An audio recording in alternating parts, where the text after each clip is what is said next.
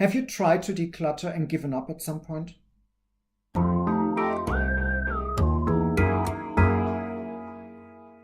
If you have, you've probably experienced something that I see with many of my clients. You start decluttering and at some point you get stuck. And that getting stuck can have many reasons, but one of them is that you feel like you haven't really made any progress. And believe me, you have made progress, but because decluttering is such a gradual thing, you may not actually be aware of the progress that you've made. There are certain things that you can do, one of them being to take pictures of whatever you're doing, the situation before, the situation during, and the situation after, simply to remind you what you've done. So it doesn't feel like you've spent an afternoon or just an hour doing something that didn't seem to have any practical outcome. It did. You're just not seeing it because it's a very gradual thing. The other reason is that decluttering generally takes a lot of time. You're doing a whole lot of small projects that lead to a big result.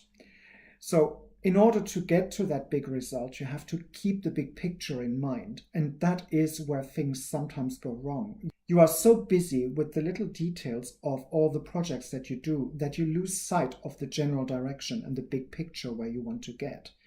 So again, take a step back, make sure that you remember where you want to go, and note what you're doing. Another thing that is very important is to remind you of the progress that you've made. Make sure that it is a positive reminder, that you can tell yourself, well, today I've done this. And take note of that. If you have to, keep a journal, just to keep track of your progress, because it's very easy to fall into that trap of feeling, why am I doing this? If you can keep looking at what you've done already and where you want to go, you're more likely to keep moving forward. Think positive. Think about what you've achieved.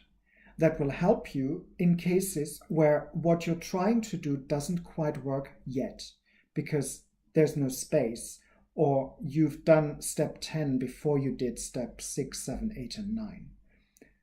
By writing things down and documenting them, you'll be able to assess what went wrong and come back into the process and continue without that sense of defeat, that sense of I can't do it. Give it a go.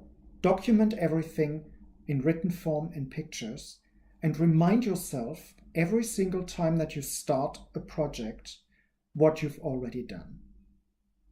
Stay clutter aware and come back for more.